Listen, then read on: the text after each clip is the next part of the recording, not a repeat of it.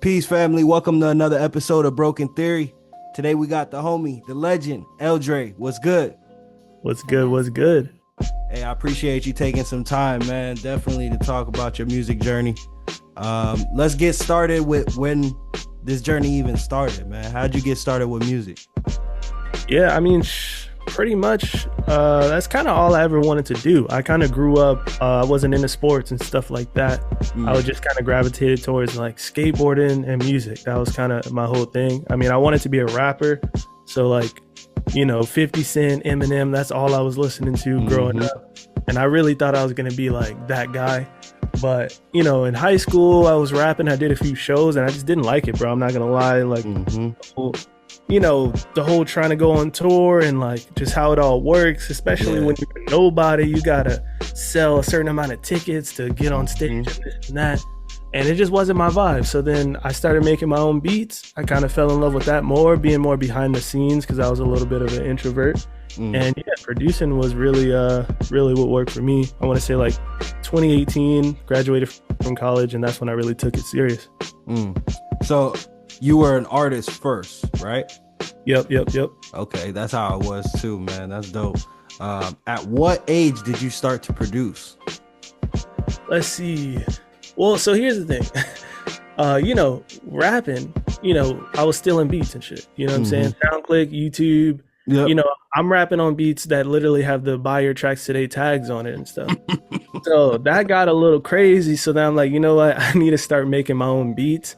I want to say, man, I'm not good at math, but I want to say I made probably my first beats in like 2013 on like an iPod Touch. I had like GarageBand and some other app. That's when I really started trying to make my own beats to rap over. I don't know how old I was. I had to be like maybe 14 or something, maybe 13. Wow.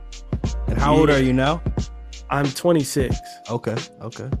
Yeah. That's what's up, man. Yeah. So been doing it for a long time, but hella off and on, I guess. 100%, man. As an artist, how do you feel like you found your sound?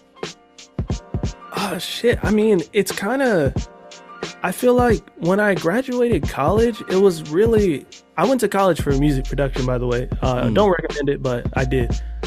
Where at? I went to LA recording school. Okay. Yeah, so it's out in LA on Sunset. But yeah, so when I graduated, I had like 30,000 in debt, and I was like, damn, I really got to make something shake. So I pretty much just started making beat videos on Instagram every day. And I feel like I found my sound doing that because since I put myself on such a strict schedule, I had no choice but to just keep pumping out these videos. And then over time, people would gravitate to certain types, and then I'd make more of that.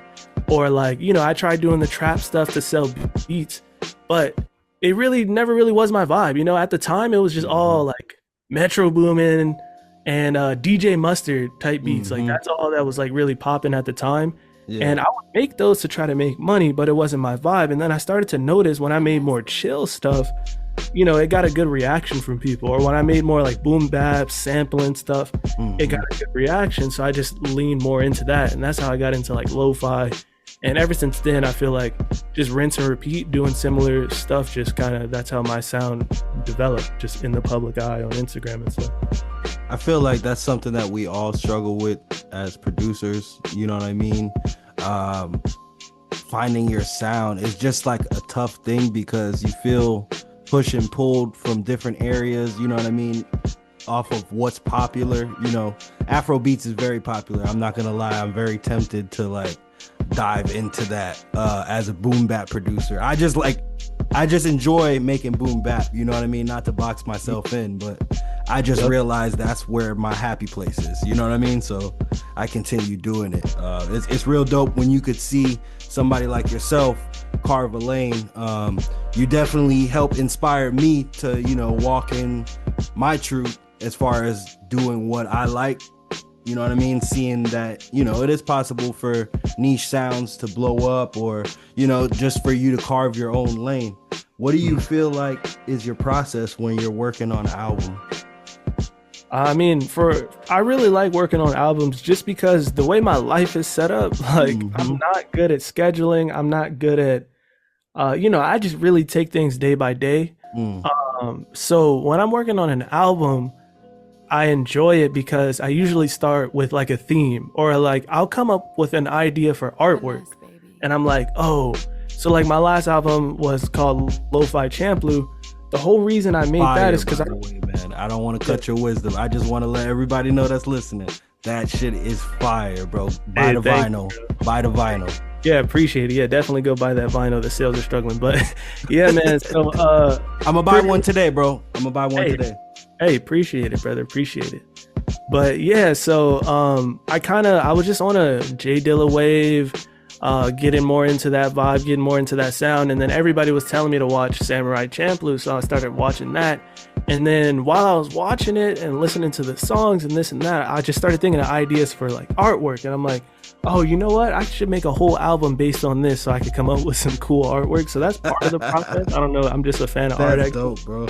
And then, I was just inspired by that type of sound, and I was just making beats in that era, in that sound, just like, obviously putting my own spin on it and whatnot. Mm-hmm. But that's usually how it is. I like to come up with some kind of theme, art, something to just guide me in a structure of what to do. Now, you mentioned J Dilla. I definitely can see that he's a huge inspiration for you. Can you talk about how he inspired you and what are some of the things that you gravitated towards about his production?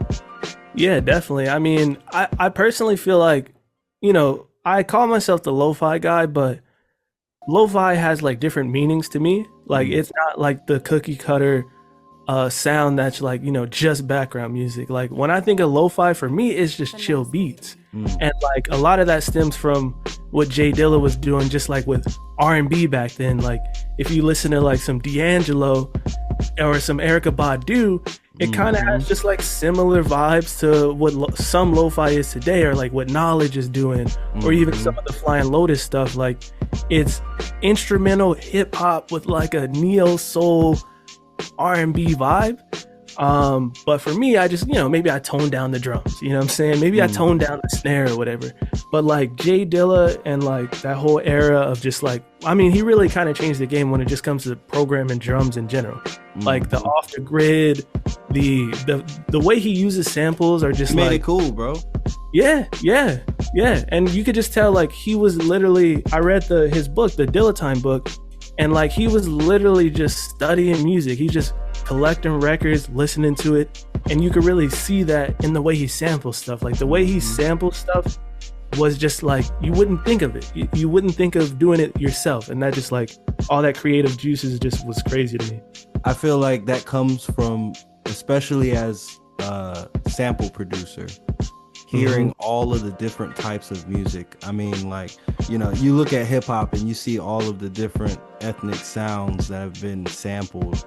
So, the timing is all different on all of them. You know what I mean? So you get used to hearing things off tune, off beat than how you would normally want them to be heard, with that Western influence that we have, you know what I mean, in the States. Finesse, baby.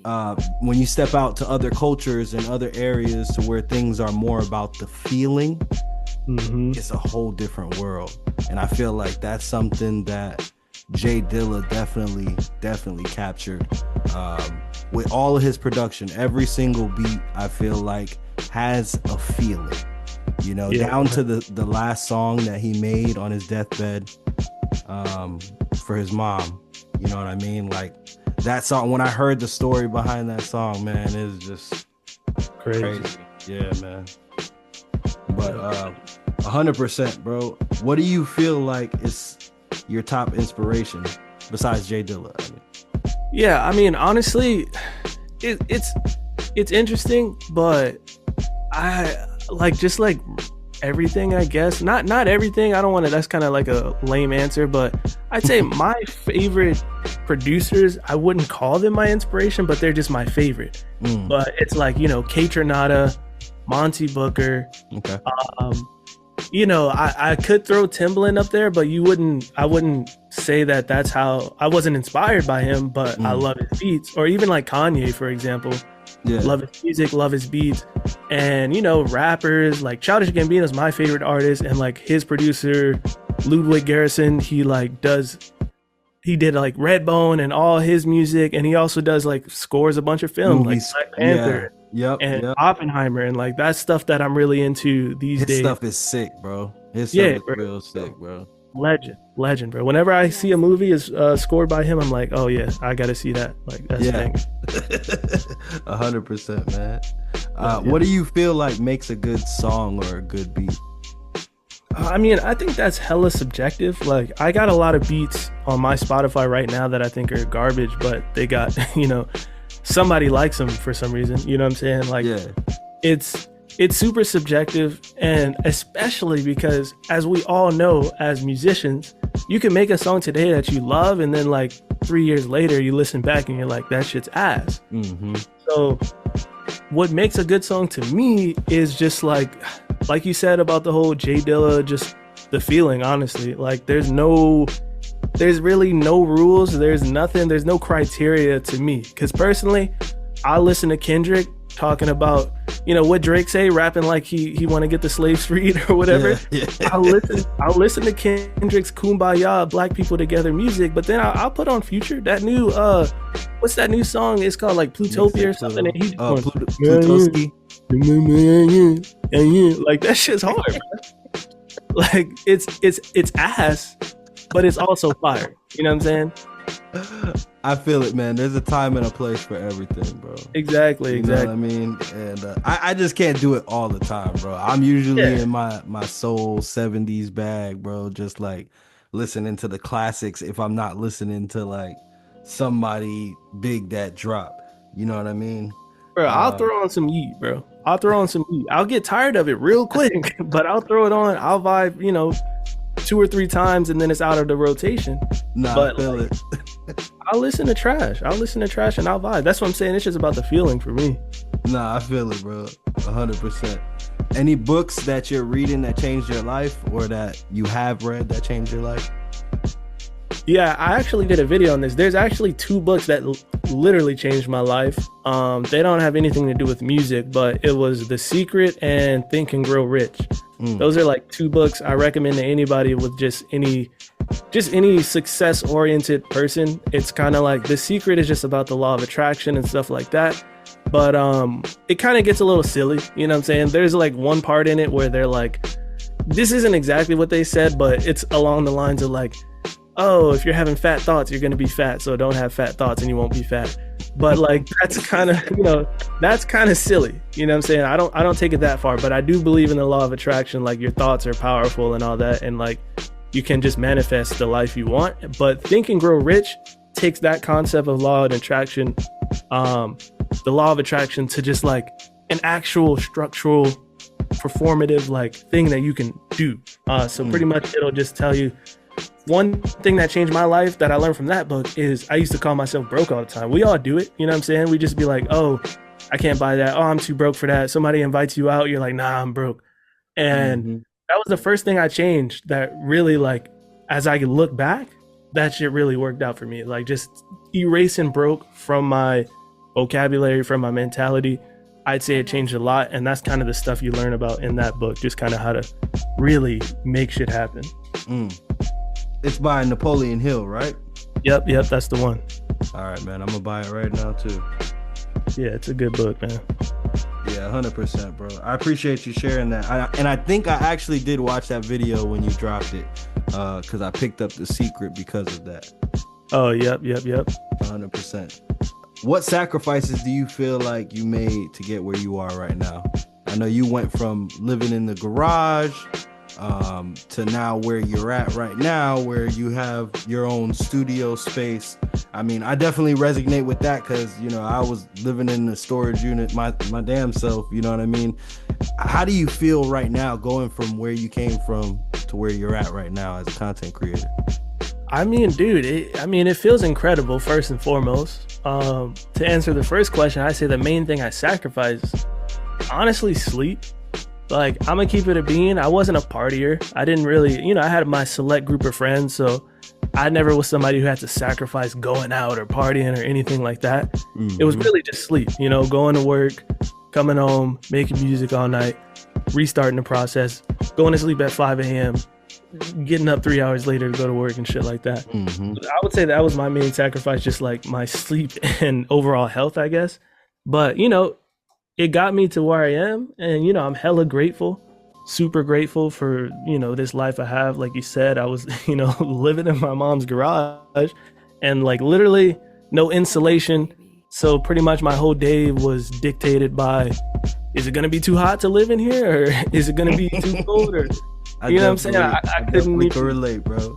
Yeah, like in the summertime, like I can't get shit done in here, bro. Like it's not, I can't even be in here. You gotta go in the car, bro. Yeah. So that's kind of now I got and also it's hella dark. So when I finally moved out, I got a house with like skylights and shit. So like my studio's bright as hell, good lighting all around. So yeah, man, it's a good feeling, dude. That's dope, man. It's always dope when music can change people's life forever.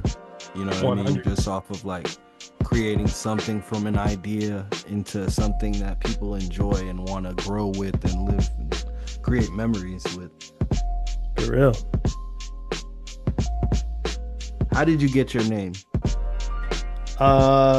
This is actually a super simple answer. So pretty much, I'm a junior. My dad's name is also Andre. So everybody used to call me L.DRE. And my mom, when I was coming up with my rap name and like, I'm talking, I don't know, maybe like third grade, I was coming up with a nickname when I was just messing around. I think my mom actually came up with L.DRE, just L.DRE, which stands for Lil Dre. But now, I call myself Lo-Fi Dre. Like I play around with the L sometimes. Sometimes I used to tell the ladies that my name was Lavondre because, everybody loves Andre and shit. You know what I'm saying? That's corny shit dope. like that. That's the L.Dre, bro. You know what I'm saying? Hey, come on, bro. Yeah, I get creative with it because we can't really just be taking L's out here, so I had to get real creative. I like that, bro. Hey, how do you handle creative block whenever you face moments of doubt or like when you're working on something and you're not really feeling it anymore? I mean, first and foremost, bro, I want to tell anybody that's listening, like that looks at me as just this successful guy. I just want you to know, whether this is a depressing outlook or not, but all that self-doubt, self-hate, self-loathing, all that shit, it don't really go away, bro. Like no matter how much success you get, you're always gonna have creative blocks. No matter how much money you get, like happiness is just like, it's not a consistent thing. So just in general, I try my absolute best to just like stay grounded and just stay grateful. So like, and just, I don't know, honestly, bro, like if I'm not feeling something, I'll just walk away. I'll just walk away. Cause like, that's the kind of stuff I have to do to like keep my mental on point, because mental health is real. So it's like, if I'm in a funk, if I'm in a drought where I'm not making music, I just have to like step away, do something else. That when it comes to running your own business and music, there's so much shit that could be done, whether it's editing videos or like building websites, whatever else I can do, I'll just start doing that. Or I'll start doing my finances or looking at emails and stuff like that. So I'm a big believer in just like take a step away, take a little break and just like refresh your ears, refresh your mind, go on a walk, touch some grass, all that kind of stuff. That's really what I like to do for sure. Okay. What are some of the things that you like to do as far as like to go live life and take a break? I know you mentioned like walking and stuff like that, but is there any activities or things that you like specifically, like whenever you're in a funk, this will for sure take you out of it? Yeah, I mean, well, first and foremost, I'm married, so spending time with my wife and whatnot. Shout out to wives. Yep. Eating, bro. Fucking going to restaurants, going to cafes, stuff like that. Watching anime, playing games, like just things that I would consider to be chilling. It's kind of more so, but one thing I've always had to do, like a rule, is like you got to make sure in your brain, you got to do some mental gymnastics to let yourself know that what you're doing is okay. Because a lot of times if you're chilling or playing games, you kind of just feel bad because you should be doing something else. But you kind of just have to be intentional with it. Like, no, I'm going to take this time to not worry about any of that music stuff or business stuff and just go chill and have a good time or whatever. You just got to really separate that. So that being said, how are some of the ways that you balance like being all the way into your business, like you said, checking emails and doing the website, making sure everything is up to date, and just kind of not getting too comfortable. You know what I mean? I mean, dude, it's really like it's like a cycle. Like I've gotten too comfortable multiple times.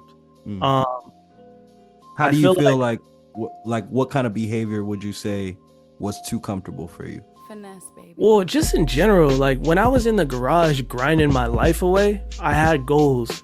And pretty much, honestly, my career kind of catapulted so quick. Like within a year, I kind of reached all my goals that I was always like hoping for or whatever, or manifesting, you know, after reading those books. I kind of reached them all like quick. So then once I got this house, and once I wasn't, you know, dictated by a work schedule or dictated by the weather or whatever, over time, like I just started doing a lot less, I'd say. I had a lot less urgency in general, and I still have less urgency now. But again, like I guess I do have, you know, I've built my career up in a way where I can, because once you like build a big catalog of music, you know, obviously you got to keep going to like maintain it. But just in general, like you can kind of start being okay money wise and stuff. Like you can kind of, if I really wanted to, I could stop working for like, I don't know, 2 months and I'd be good, but I would probably feel the effects of that like 6 months from now or something like that. Yeah, 100%. With that in mind, it's kind of easy to start putting stuff off. Like, oh, you know what? I can do this tomorrow. I don't have to worry about this right now. Or just like, you know, posting on social media. Once I had all these viral videos, but then I just stopped for a while and, you know, it felt good, but I came back with the consequences of like my account on TikTok, for example, just being dead just because I took like a month off. So stuff like that, a lot of that has happened. And, you know, I just kind of have to deal with it and just keep going. What do you feel like made you stop in general? Just burnt out, honestly. Just being burnt out, because as for me, what I was doing at the time was a lot of like just chasing numbers, chasing trends and stuff like that. So, but I'm super grateful because, you know, I built up that work ethic to do that in the first place. So there was a period of time where like almost everything I was touching for a few months was just like turning into gold. And I always felt when I had my first viral song, there's always just been this lingering like insecurity of like, this all could be over tomorrow. So like once I got a viral song, I just never let my foot off the gas. I'm just trying stuff. And once I start to see the numbers go down, I pivot. And so like I started off with my Frank Ocean remix, and then it had a whole dance trend on TikTok. So I was just doing dance remixes, and they kept trending. And then that started to die down. That's when I started doing like the cartoon and lo-fi stuff. And those were doing well. And then just over time, like I just kind of got burnt out from just doing that, and just like, you know, it was really the numbers that got to me, because once they started to die off, I'm like, man, why am I doing this? Why am I spending so much time in this? You know what? Let me take a break. And, you know, stuff like that. Once you start taking too many breaks, the laziness starts to kick up, and then it's like a domino effect. Nah, I feel it. But I feel like, you know, especially seeing how your story has unfolded, just as a viewer, I feel like those seasons in your life happen for a reason. You know what I mean? Like one going into another. You understand what I'm saying? Baby.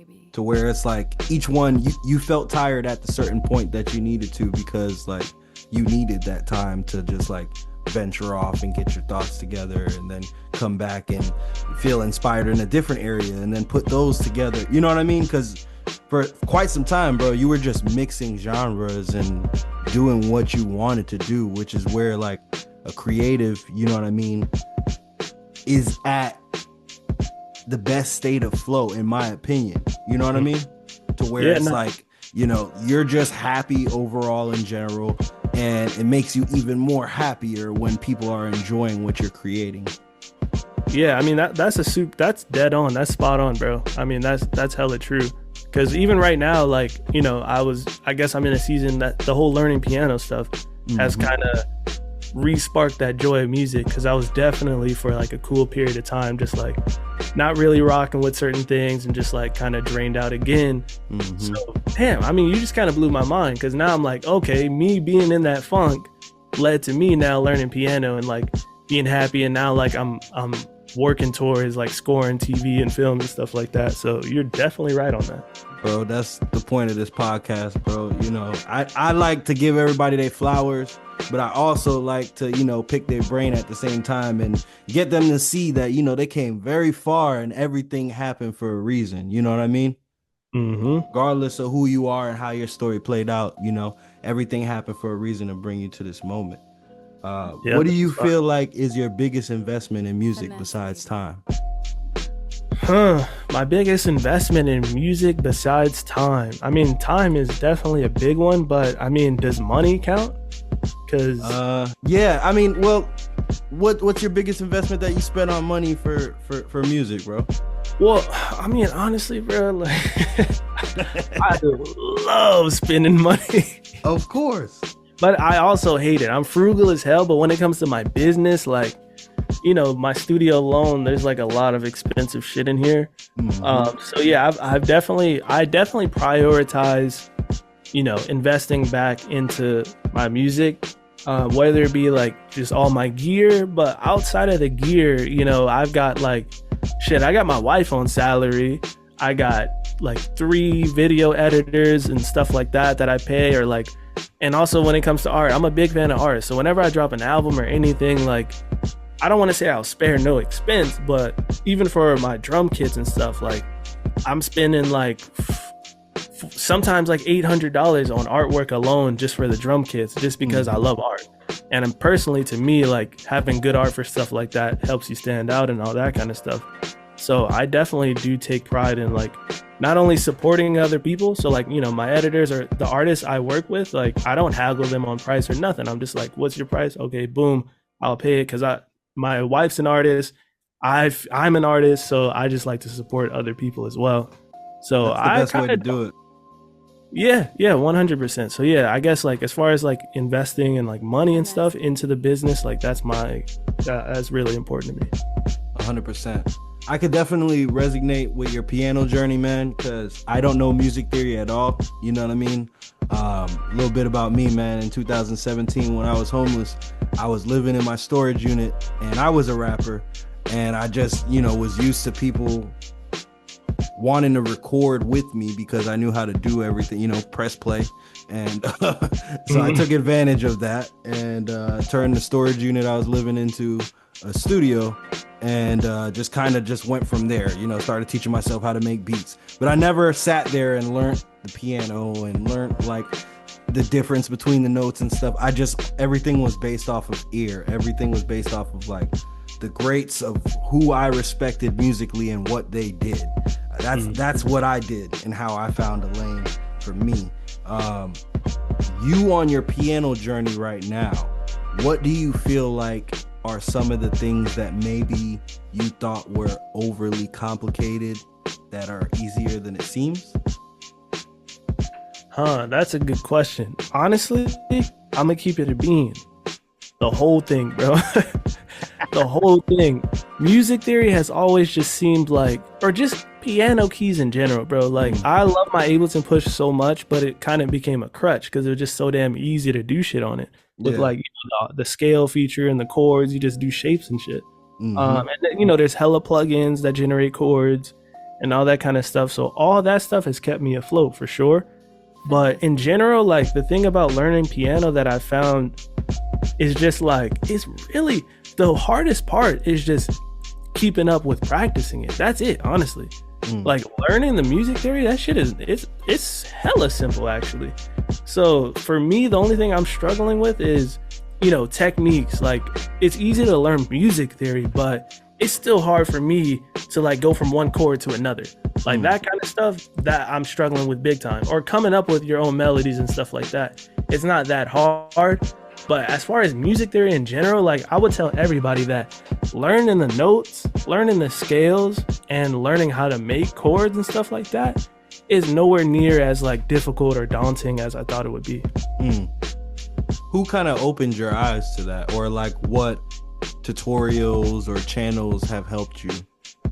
Honestly, I mean, not to toot my own horn, But if anybody is listening and wants to learn piano, I would say to just watch my series, because the way that I'm doing it, the people that inspired me, they weren't on YouTube. So I've just been, for this series, I've just been talking to people that are producers that are good at keys, as opposed to like the traditional way of, however other people. I've tried courses in the past, I've tried YouTube in the past, and none of that has really helped me, I guess.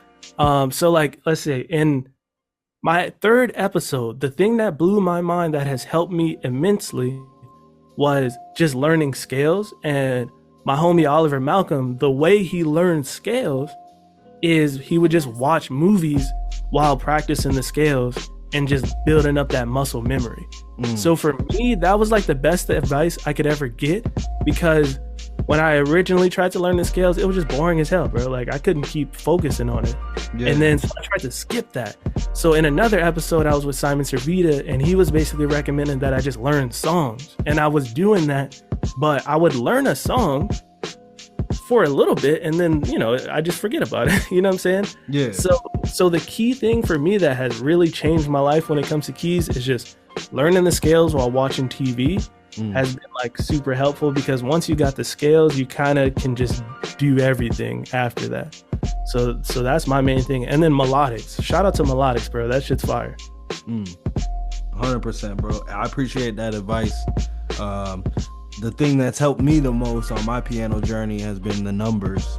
The numbers technique has worked better than, thinking about what notes are in the scale, at least how I learned, you know what I mean? But I'm gonna definitely try out practicing the scales to build, that muscle memory while watching something out. You always see TV going on in the background of studios and all these interview clips and stuff like that. I think it's very important to have some type of inspiration on in the studio, you know what I mean, for that particular reason. In general, there may be some certain things you got to do that you don't want to do, that it's like sometimes you just need to take a mental break and just look at the cartoons playing, or look at Scarface going crazy shooting somebody. I always put on the classics, bro. Scarface and Belly on repeat. I could watch it every day. I don't care. And on top of that, bro, I just love movies, bro. Yeah. Me and my wife, bro, that's all we do on the weekends is watch movies. So 100%. Now I'm just like, I pull up the piano next to me and I'm just muscle memory, like trying out these scales. That's fire. So if you have any type of thing that's entertaining or chill, and you can just mix that with this, like that shit blew my mind, honestly. Your wife is a singer as well, correct? Yep. How has that been, being in a relationship with another artist? I mean, it's dope, but I will say, like, singing, I wouldn't call her a singer, but she can sing and she enjoys it, you know what I'm saying? But it's not like she's never tried to pursue a career as a singer. But since I make beats, every now and then we do a song, and we've been grateful enough, like one or two of them have done well. But outside of that, though, her main thing is like painting. So either way, she's still an artist, and she's been a huge help with me for anything. Like I literally, any beat you've ever heard by me, it's only released because I'm like, you like this? And I'll just look at her face. Like if she doesn't, depending on her facial reaction or whatever, I'm changing shit. Like if I notice her face kind of crinkle up because maybe that she didn't like that snare or that melody, I'm like, all right, yeah, I'm gonna change that. So she's been like a huge influence on my entire career. That's dope, man. It's real special when two could work on the common goal together and actually, like, you know what I mean, like everybody has their own role and just everything works for the greater good, man. Yeah, 100%. Yeah, you always gotta have like good people around, like whether it's obviously not everybody's fortunate enough to have music related people even in the same like city, but we got the internet, so there's hella communities online that you can hop in and just like find people that resonate with what you're doing. Yep. What are some of the ways that you found your community? I would guess say like your team. Any special like Facebook groups or anything that kind of just like gave you the contacts you needed? I guess for me, as far as like my team, if you're meaning like business wise, like I have a manager. and he just found me. I can't really give any tips on that besides just doing your own thing, and maybe the right people will come to you.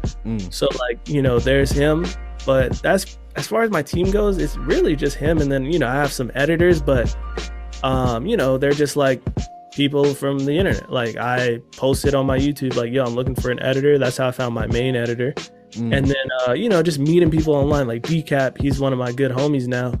And his homie that edits his videos now, he's also one of my editors that helps me out with a lot of stuff. That's dope. So yeah, that's pretty much it. It's just really just like putting myself out there online, and just that's how these relationships build. But I will say I'm hella antisocial, and I don't have that many real world connections. I won't lie. I stay at home pretty much. Nah, I feel it, bro. Before we get out of here, man, what's some advice that you would tell your younger self? This is an interesting question because low key, I always think about it. Like, you know how they say, oh, if you could go back in time and do this or that. I'm always worried that if I go back in time, I might, like, I like my life. You know what I'm saying? So I would just tell bro to keep going. Like, because clearly it worked out. I mean, there are some things that could change for sure. Even if I have low points or like, mental health downs or anything like that, it seems to have all worked out. Because I always told myself, like, as long as you keep working, something good has to come from this. And it's been going pretty good. I can't complain. It still works. Nah, 100%, man. Is there anything that you want to say real quick before we get out of here? I mean, type shit. Yeah, I mean, I want to just say, to tell everybody, like, I'm not special in any way. I'm just a regular dude from South Central, and I just made it happen by just working hard. So if I can do it, I personally feel like literally anybody else can.